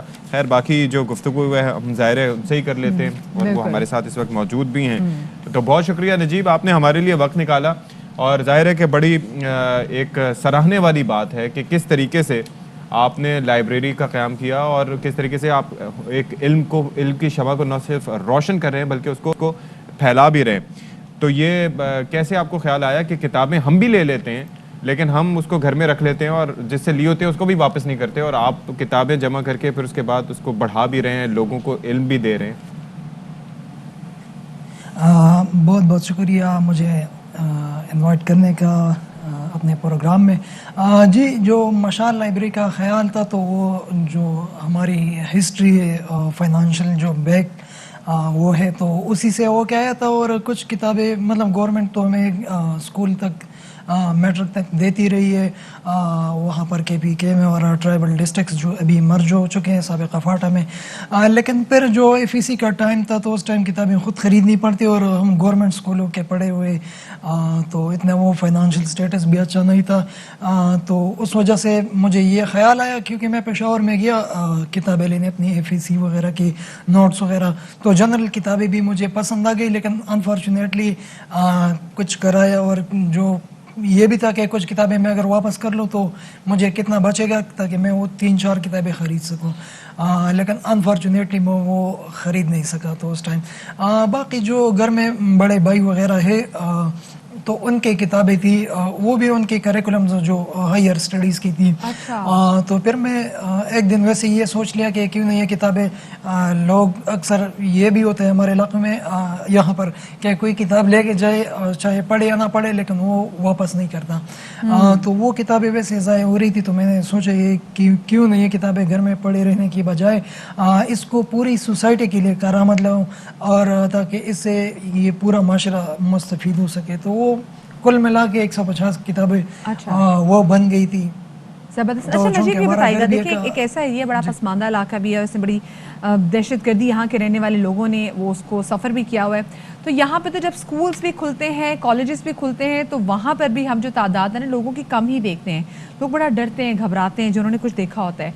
ऐसे में लाइब्रेरी होना और फिर लाइब्रेरी को चलाना और फिर वहाँ पे लोगों का रिस्पॉन्स भी देखना, ये कितना मुख्तलिफ है? जी, जो आपने स्कूलों की बात की और दहशतगर्दी की, तो जिस स्कूल से मैं पढ़ा था तो उसमें 3 मरतबा मुख्तलिफ टाइम पे धमाके हुए। एक उसमें खुदकश धमाका भी था, लेकिन उस टाइम वो स्कूल तलबा के लिए बंद था। वहाँ पर फोर्सेस डिप्लॉयड थे ऑपरेशन के दौरान। उसके बाद फिर वो स्कूल 2 और मौक़ों पे दहशतगर्दों की तरफ से उड़ाया गया, बारूदी मवाद और इस तरह से। तो ये एक ताकि स्कूल तबाह हो रहे थे और तलबा को भी, लेकिन ये एक ऐसा पीरियड था कि अक्सर स्कूल भी बंद होते थे। जब हम सुबह जाते तो रस्से से वापस आ जाते कि यार स्कूल फिर बंद है, कर्फ्यू है, ऑपरेशन है या सर्च ऑपरेशन, तो उस वजह से या स्कूल भी उड़ाया गया, स्कूल जाके बच्चे तो उसको वही तबाहशुदा बिल्डिंग नज़र आ जाता था। तो एक तो ये था। और जब लाइब्रेरी का आगाज़ मैंने किया 150 किताबों और एक कच्चे घर के एक कच्चे कमरे से, लेकिन इरादे पक्के थे, तो ये वहाँ के ज़्यादातर लोगों के लिए एक नया तजुर्बा था, चूँकि अक्सरियत लाइब्रेरी से अभी भी वाकिफ़ है। अगर देखा जाए तो काफ़ी जो दूर दराज के स्टूडेंट्स वगैरह थे, तो उनको लाइब्रेरी के बारे में पहले ब्रीफ करना पड़ता है कि लाइब्रेरी है क्या और किताब अगर लेके जानी है तो वो वापस भी करनी है, तो वो बताएं उसके लिए तरीक़ेकार कैसे बनाया है, क्या तरीक़ेकार है किताब हासिल करने का, वापस करने का? सर ये किताबें बिल्कुल फ्री ऑफ कॉस्ट इशू होती है, इसकी कोई किस्म की चार्जेस नहीं है, और एक सिंपल रजिस्टर रखा हुआ है। जो भी आता है तो उसकी कॉन्टैक्ट डिटेल, उसके एड्रेस वगैरह, अगर आईडी कार्ड की फ़ोटोकॉपी साथ में हो तो ठीक है, अदरवाइज़ नेक्स्ट टाइम वो अपने घर के वालिद के या अगर अपनी आईडी कार्ड की फ़ोटोकॉपी हो तो वो सब सिंपल हम अटैच कर लेते हैं और 1 महीने के लिए किताबें इशू कर लेते हैं। इस तरह ये जो बच्चों की तस्वीर है, तो ये बच्चों की लाइब्रेरी मशाल लाइब्रेरी फॉर चिल्ड्रन अभी 26 सितंबर 2021 को बाकायदा इसका इफ्तिताह किया, और ये पूरे KP के बशमूल हमारे कबाइल इलाकों में बच्चों की पहली लाइब्रेरी। अच्छा, जब नजीब आप नहीं होते तो आपकी एब्सेंस में आपकी अम्मी जो हैं वो लाइब्रेरी के तमाम तर काम देखती हैं, वो लाइब्रेरी आपकी एब्सेंस में वो चलाती हैं। सो क्या इससे आपकी मोहम्मद एजेंसी में रहने वाली लड़कियां जो हैं वो इनकरेज होती हैं कि हमने भी निकलना है और हमने भी लाइब्रेरी आके बुक रीडिंग के कल्चर को आम करना है? जी बिल्कुल मैम, चूँकि मैं अभी पढ़ाई के लिए तो इस्लामाबाद में ज़्यादातर होता था 2015 से, मतलब मास्टर और MPhil के लिए, तो वीकेंड तो मेरे लाइब्रेरी को ही पूरे मैंने वक़फ़ किए हैं। लेकिन जब मेरे गैर मौजूदगी में भाई होते, अगर वो भी नहीं होते, चूँकि वहाँ पर मेल ज़्यादातर घरों में नहीं होते, काम वगैरह के लिए होते, तो अम्मी फिर लाइब्रेरी को हैंडल करती जो भी आती। तो इससे ये फ़ायदा भी है कि वहाँ पर ख़वातीन तो पहले आ नहीं सकती, बहुत लिमिटेड तादाद में, लेकिन जो आती है तो अम्मी उनको इजीली हैंडल करती है, स्पेशली ख़वातीन को, बच्चियों को वहाँ पर। और ये भी है कि मर्द हज़रात वहाँ के वो भी आते इजीली, तो अम्मी चूँकि घर में होती तो लाइब्रेरी को खोलना और उनको ये बताना कि एक टाइम पे किताब और जो कॉन्टैक्ट डिटेल मेरे उसके साथ शेयर कर देती है। और जो रजिस्टर चूँकि वो खुद लिख नहीं सकती, पढ़ नहीं सकती, तो उनको वो रजिस्टर वगैरह का बता दी थी कि चलिए जी, अल्लाह करे जो तालीम के मौके मुयस्सर है मर्द हजरात को, वही तालीम के मौके यहाँ पर मुयस्सर हों, यहाँ की बच्चियों को भी, यहाँ की लड़कियों को भी। और जो लाइब्रेरी का कल्चर है वो ज़रूर परवान चढ़ना चाहिए। बहुत शुक्रिया जी, जीबुल्लाह हमारे साथ मौजूद थे। मोहम्मद एजेंसी से इनका ताल्लुक है जी, वहाँ पर लाइब्रेरी चला रहे हैं, और अल्लाह करे जनाब इनकी लाइब्रेरी का जो कल्चर है वो जल्दी वहाँ पे और लाइब्रेरी मजीद जो है वो क्या नाम है उसको, उसमें डिफरेंट किस्म की और किताबें हैं करिकुलम के अलावा भी। और हाँ। लोग जो हैं वो बाकायदा, लोगों के पास भी बड़ी बड़ी किताबें रखी होती हैं, वो भी जाके वहाँ पर अतिया करें ताकि बाकियों को भी मौका मिल नॉवेल्स सके। भी, कुछ भी ऐसी हाँ, चीजें कोई भी हो ऐसी तो चीज हाँ हो। तो जरूर जाके वो शेयर करें। और अगर बच्चों वाली भी आपको लगता है कहानियों की बुक्स हैं तो वो भी जाके रखें ताकि बच्चे भी निकलें, पढ़ें और उनमें पढ़ाई का कल्चर आम हो सके किताबों की। अच्छा, अब जरा आगे बढ़ते हैं। और आज के शो में हमने जैसे बात की कि जी सर्दियों का मौसम है, तो सर्दियों के मौसम में देखते हैं कि डिफरेंट किस्म की चाय जो है, मशरूबात भी आ जाते हैं जिसमें यखनी भी है, चाय भी है, कॉफ़ीज़ भी हैं, सूप्स हैं। हाँ, मतलब वो यखनी की अंग्रेज़ फिरंगी कज़न होगी ना यखनी की। ड्राई फ्रूट्स हैं, ड्राई फ्रूट्स हैं। और ड्राई फ्रूट से जनाब एक ऐसी सौगात बनाई जाती है, एक ऐसी ज़बरदस्त चीज़ बनाई जाती है जो कि हम सर्दियों में बड़े चस्के ले लेके खाते हैं। क्या वो चीज़ भाई? वो बताएंगे हमें चांद नवाब। ओहो,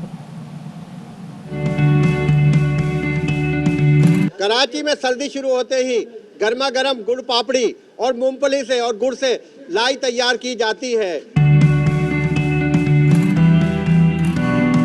सर्दी में ज़्यादा खाई जाती है गजक और ये मूंगफली वगैरह की जो लाई है वो लेने यहाँ आया हूँ। सर्दी का मौसम में मैं यहाँ पर अपने बच्चों के लिए लेने आया हूँ। मैं मार्केट जब आता हूँ तो ये बच्चों के लिए मैं सीधे सब ले जाता हूँ। बादाम, पिस्ते, काजू, हर चीज़ के आइटम हम बनाते हैं रोज़ाना सुबह फ्रेश। शहर की कोई ना कोई सौगात होती है। लाहौर में हमको मिल जाती है खलीफा की नान खटाई, हैदराबाद की गजक होती है, इसी तरह कराची की ये सौगात है जो पूरी दुनिया के लोग इसको पसंद करते हैं। ये कहलाती है गुड़ पापड़ी। और एक था गुल पाप क्या कहते हैं? गुल पापड़ी। हाँ, गुड़ पापड़ी। अच्छा, गुड़ पापड़ी में वो भी एक मरुंडा भी आता है। हाँ, मुझे वो इतना पसंद है, वो इतना पसंद है, मुझे इसकी क्रेविंग भी होने लग गई है। वो मंगवानी पड़ेगी मुझे लगता है गुड़ पापड़ी। अच्छा, एक था चक्की, वो चक्की और एक चिक्की और ये क्या? एक चिक्की और एक होती है चक्की जिसमें सब पिसते हैं, खास तौर पर महंगाई की चक्की। हाय, तो बहरहाल पिसते जा रहे हैं, देखिए पिसते एक जा लफ्ज़ रहे हैं। कितने हैं, मतलब उसके अंदर होता है ना ज़ेर ज़बर पेश से ज़ेर ज़बर। हाँ, ओहो क्या चीज़ है? क्या आपने एक कमाल बात की। और यहीं से मैं आपसे उचक लूंगी गुफ्तगू को और आगे हम चलते हैं छोटी सी ब्रेक की तरफ। हमारे साथ रहेगा।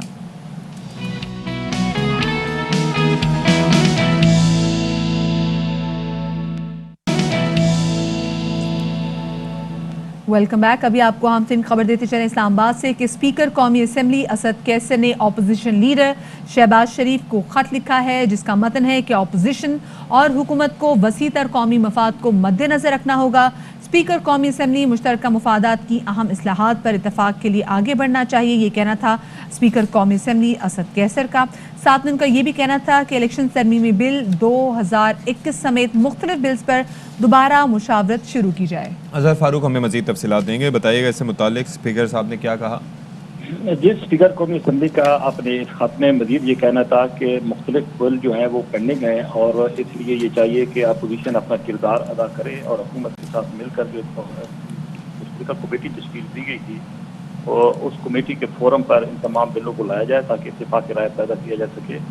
स्पीकर ने यह भी कहा कि कौमी असम्बली से ये पहले बिल पास हो चुके हैं लेकिन मुकर्रर वक्त में सेनेट से पास नहीं हो सकते, इसलिए इन बिलों का पास करना बहुत ज़रूरी है। उन्होंने तवक्को जाहिर की कि अपोजिशन लीडर इस अमल को बखसर बनाने के लिए अपना किरदार अदा करेंगे और जल्द से जल्द मुशावरत का अमल जो है वो शुरू किया जाएगा ताकि ये तमाम बिल जो है वो पार्लियामेंट के मुश्तरका इजलास से मंजूर कराए जा सके। सही, ठीक है, बहुत शुक्रिया जी अजहर फारूक आपका में तफसीलात से आगाह करने के लिए। हम आपको एक बार फिर से बताते चलें कि स्पीकर कौमी असम्बली असद कैसर ने अपोजिशन लीडर शहबाज शरीफ को ख़त लिखा है जिसमें कहा गया है कि अपोजिशन और हुकूमत को वसीतर कौमी मफाद को मद्देनज़र रखना होगा। और साथ में उनका भी कहना था कि मुश्तरका मुफादात की अहम इस्लाहात पर इतफाक़ के लिए मिल के आगे बढ़ना है। इलेक्शन तरमीमी बिल 2021 समेत मुख्तलिफ बिल्स पर दोबारा मुशावरत शुरू की जाए, ये था उस खत का मतन। अच्छा जी, अब ज़रा बात कर लेते हैं लाड़काना के, जहां पर एक टीचर की जानिब से मुबैना तौर पर बदतरीन तशद्दुद का निशाना बनाया गया है। और ये वाक़या पेश आया है एक तालिबा के साथ जो कि सिर्फ 7th स्टैंडर्ड की तालिबा थी और रतो डेरो के हायर सेकेंडरी गर्ल्स स्कूल में टीचर की जानिब से उस पर बदतरीन बहिमाना तशद्दुद किया गया। अच्छा, सिर्फ ये नहीं कि बच्ची को टॉर्चर किया गया, बच्ची को टॉर्चर किया गया, फिर बच्ची को क्लासरूम में लॉक कर दिया गया। और जब बच्ची की हालत इतनी गैर सी तशद्दुद से, तो उसके बाद बजाय ये कि बच्ची को क्लिनिक लेके जाया जाए, अस्पताल लेके जाया जाए, उस बच्ची को रिक्शे में बिठा के उसके घर पे रवाना कर दिया गया। क्यों हुआ ये टॉर्चर और टीचर को इतनी लिबर्टी कैसे मिली कि उसने एक बच्ची को इतना बेईमाना तशद्दुद का निशाना बनाया?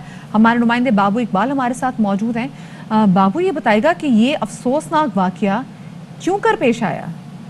तो देखें, ये वाकया है लाड़काना की तहसील है रत्तोदेरो, जो बिलावल साहब का भी हल्का है और फरियाल टालपुर साहब का भी हल्का है। वहाँ का ये सरकारी स्कूल है, higher secondary girls high school. ये 7वीं क्लास की बच्ची थी। इसके वालिदैन जो हैं, इन्होंने ये मुबैना तौर पे इल्ज़ाम लगाया है कि टीचर ने सिर्फ इस बात पे जो है वो उसको ये तशद्दुद और टॉर्चर किया और क्लास अकेली में बंद कर दिया, तो वो बेहोश हो गई कि वो अपने जो है बाल अपनी मर्जी से बना के आई थी। टीचर ने कहा कि ये बाल जो है इस तरह कैसे बना के तुम आई हो, इस बात पे जो है उसको किया। और बताते हैं कि बच्ची जो है वो इंतहाई पढ़ने में होशियार है। अच्छा। और फिर वो जब अंदर बंद रही तो फिर वो बेहोश हो गई और उसके बाद उसे घर रवाना कर दिया। फिर ये अस्पताल ले आए तो जो इंतहाई डिप्रेशन का शिकार जो है वो बच्ची हो गई है।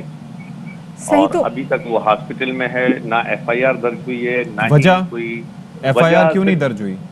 वो मेरी इस बच्ची के वालिद से बात हुई थी। उस बच्ची के वालिद ने कहा कि बेसिकली हमारे घर में भी जो है वो 2-3 टीचर मौजूद हैं, बच्ची की चचा और मुख्तलिफ लोग जो हैं, तो कहते हैं हम उस्तादों का इंतहाई एहतराम करते हैं, तो हम उन्हें ये समझाएंगे ज़रूर कि ऐसा क्यों किया, लेकिन ये FIR करा के मतलब ठीक है, उस्तादों के एहतराम के चक्कर में वो हमें उस्ताद का एहतराम करना चाहिए। बाबू इकबाल, ये तो हम भी बचपन से सीखते आ रहे हैं और हम करते भी हैं, लेकिन उस्तादों के एहतराम में उस्ताद को हम ये लिबर्टी नहीं देते कि वो हाथ उठाएं और फिर मारे और ऐसा बेईमाना तशद्दुद करें। तो मतलब अगर ये नहीं जाएंगे तो कौन? इनके तो घर की बच्ची जख्मी हुई है, अस्पताल में मौजूद है, जिसकी हालत गैर हुई थी, तो ये तो बाकी लोगों को डिस्करेज करेंगे कि भाई आपके बच्चों को भी अगर कोई मारता है तो आपने जाना नहीं है।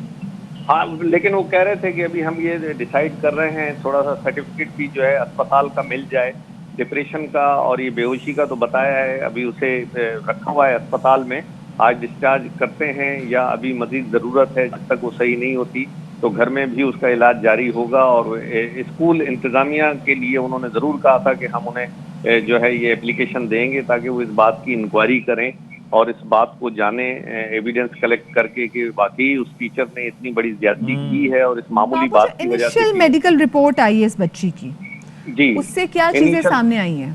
उसमें जो है वो डॉक्टरों ने जो है बताया है कि उस पे हल्का टार्चर भी किया गया है, तशद्दुद भी किया गया है और बच्ची जहनी डिप्रेशन का शिकार जो है वो हो गई है और जहनी तौर पे डिप्रेशन है। और ये डिप्रेशन वो बता रहे थे कि कोई 2-4 दिन में नहीं निकलेगा। इस डिप्रेशन को, इस खौफ को निकलने में एक टाइम लगेगा इस बच्ची के बाद। और इसका बच्ची का जो टैलेंट है, जिस तरह उसने ट्रॉफी जीतती रही है, जिस तरह वो क्लास में जो है वो टॉप करती रही है, तो उन्होंने कहा कि वो ज़हनी दबाव में इतना रहेगी कि शायद अब वो परफॉर्मेंस अपनी न दे सके फ्यूचर में इतनी जल्दी और आसानी। तो ट्रॉमा का शिकार है, डिप्रेशन का शिकार है, लेकिन उसके बावजूद जो घर वाले वो कहते हैं कि हमारे घर में टीचर्स हैं, तो फिर उसके बाद हम कैसे उसके खिलाफ दरख्वास्त दे सकते हैं? बहुत शुक्रिया बाबू इकबाल। अल्टीमेटली जाएंगे जरूर पुलिस में, लेकिन पुलिस भी इसका हल नहीं है ना। ये जो इतना वेट करें, क्या किसी डील का इंतजार करें? ये क्यों पेरेंट्स इतना वेट कर रहे हैं? नहीं, डील का तो नहीं कर रहे बिल्कुल भी। एक अच्छा घराना है ये जिनकी बच्ची है, वो इस किस्म की डील या कोई लालच उन्हें नहीं है कि कोई आके उनसे बातचीत करे और उन्हें कोई पैसे चाहिए। लेकिन थोड़ी सी मायूसी भी है ना, पुलिस को जब ये इस किस्म के केस दिए जाते हैं ना, तो पुलिस जो है बिल्कुल वो इन्वेस्टिगेशन का दायरा चेंज कर देती है और जो कंप्लेनेंट होता है उसको ज्यादा तक किया जाता है। आज तक मिला नहीं है, वो फिर जो अक्यूज होते हैं उन्हीं को वो फायदा जो है अल्टीमेटली हो जाता है। लेकिन साथ में जिस तरीके से वो ये बात करें कि जी हम चाहते हैं कि लोग टीचर्स का एहतराम भी करें, क्योंकि उनके घर में भी टीचर्स हैं, तो ऐसा ना हो कि जो टीचर्स का एहतराम हो मुतासर। इसका मतलब है कि ये शायद वहाँ पे रुझान है कि वहाँ पे तलबा को मारने का, कि तलबा हाथ उठाने का रुझान है। बहुत शुक्रिया जी। बाबू इकबाल हमारे साथ, हमारे नुमाइंदे मौजूद थे और एक बड़ा अच्छा स्लोगन सती पंजाब में मशहूर हुआ था कि मार नहीं प्यार। देयर वाज अ टाइम जब आप बच्चे को ठीक है मार के, आप बच्चे वो माँ बाप ये कहते थे कि भाई मतलब खाल मारिए, मतलब कहते थे कि चमड़ी आपकी है, चमड़ी आपकी है, मतलब माँ बाप खुद इनकरेज करते हैं टीचर्स को भी बच्चे के नंबर पूरे आने चाहिए। हाँ, कि बच्चे के नंबर्स पूरे आने चाहिए, आप इसको चाहे हमारे बच्चे को मारे या कुछ भी करें। तो अब वो सिस्टम नहीं है। फिर ये होता है कि वो डर और खौफ का सिलसिला चलता रहता है। वायलेंस ओनली ब्रीड जो है, वायलेंस ओनली ब्रीड वायरस। खैर अभी आपको बताएं कि जी सिंध हाई कोर्ट में औरंगी टाउन सेक्टर 4F में गैर एलानिया लोड शेडिंग का केस, अदालत ने CEO के इलेक्ट्रिक और दीगर हुकाम को नोटिस भी जारी कर दिए हैं और अदालत ने दरख्वास्त गुजारों को अपने मुकम्मल पते फराहम करने का हुक्म भी दे दिया है। आपको एक बार फिर से बताते चलें कि सिंध हाई कोर्ट में औरंगी टाउन सेक्टर 4F में गैर एलानिया लोड शेडिंग का केस, अदालत ने CEO के इलेक्ट्रिक और दीगर हुकाम को नोटिस भी जारी कर दिए। बिल्कुल जी, और ये मामला है, अगर हम शहर कायद की बात करें और यहाँ पर बिजली की फराहमी के मसले मसाइल हम देखते हैं कि किस तरह से होते हैं।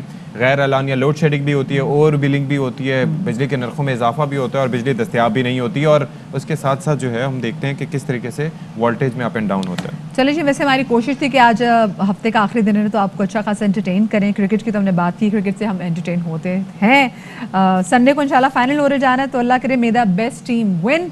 और साथ में जनाब आपको बताते रहे, थोड़ा मूड आपको चेंज करते ना कि हमारी जो परजाई है सानिया मिर्जा, जिनको हम देख रहे थे कि अपने हस्बैंड को सपोर्ट करने के लिए जब जब वो फील्ड पे मौजूद थे, वो पेविलियन में मौजूद होती थी, उनको हमेशा से बकअप करने के लिए, उनकी आजकल ना इंस्टाग्राम पे कुछ वीडियोस बड़ी वायरल हो रही है, तो कुछ वीडियोस हम भी आपके साथ शेयर करते हैं। जिसको तुम्हारी कदर ना हो, उन्हीं के घर में रहती हूँ। बेटा हमेशा उन लोगों से दूर रहो जिसको तुम्हारी कदर ना हो। उन्हीं के घर में रहती हूँ। अच्छा, ऐसी एक और वीडियो भी है कि वो जिसमें वो कहती थी कि मैं नहीं कुछ खाऊंगी क्योंकि मैं मोटी हो जाती, तो पीछे से उनकी बेटे की आवाज आती, mom you are already fat. और उसमें जो शोएब मलिक है वो चाय पी रहे होते हैं और एकदम से वो चाय जो है बाहर ही जस्ट स्पिट इट आउट। तो बहुत ही मजे की वीडियोस है टिकटॉक की जो सानिया मिर्जा जो बना रही है। आई एम श्योर कि उनकी इन वीडियो से जो उनके हस्बैंड जिन्होंने अभी एक बीमारी भी, थोड़ा फ्लू उनको हो गया था, ही वॉज नॉट वेल, हाँ he was not feeling up to the mark, so वो इससे काफ़ी महसूस होते होंगे, और क्योंकि टीम का कमबैक करना ज़रूरी है तो उनको एंटरटेन करना भी ज़रूरी है। बिल्कुल जी, आप हमारे पास, मैं ये कह रहा था कि ओवरऑल आखिर में यही हम कहना चाहेंगे कि भाई वही वाला डायलॉग जिसकी कल हम प्रैक्टिस करें, तुम जीतो या हारो सुनो हमको तुमसे प्यार है। डायलॉग नहीं है ये, बात दिल से सुरीले अंदाज में, तुम जीतो या हारो सुनो हमें तुमसे प्यार है, हमेशा है, हमेशा रहेगा। भाई क्या करें, जज्बाती है, थोड़े से जज्बात में आ जाते, लेकिन प्लीज अवाम तनकीद करते हैं ना, लफ्ज़ों का चुनाव अच्छा किया करें। हमें फर्क बताना है कि वो जो सरहद के उस पार बैठे हैं, जो किस तरह की बातें कर रहे थे अपने प्लेयर्स के खिलाफ, वो प्लेयर्स जिनको वो पूजा करते थे, उनके बारे में कैसी कैसी बातें की, कैसे कैसे थ्रेट्स दिए, 9 महीने की बच्ची को तक वो गिरफ्तार भी हो गया, शुक्र है। वो इंजीनियर, आप देखिए, जस्ट इमेजिन, पढ़ा लिखा बंदा। ये जहालत का ताल्लुक पढ़ाई से नहीं है, ये तरबियत से है। तो हमें अपनी तरबियत दिखानी है, क्रिटिसाइज करें लेकिन with in the healthy criticism, healthy constructive criticism. यहाँ पर वक्त हो गया आपसे इजाजत देने का, अपना बहुत सारा ख्याल रखिएगा, शाद रहिए, आबाद रहिए, अगले हफ्ते मुलाकात होगी। अल्लाह हाफिज।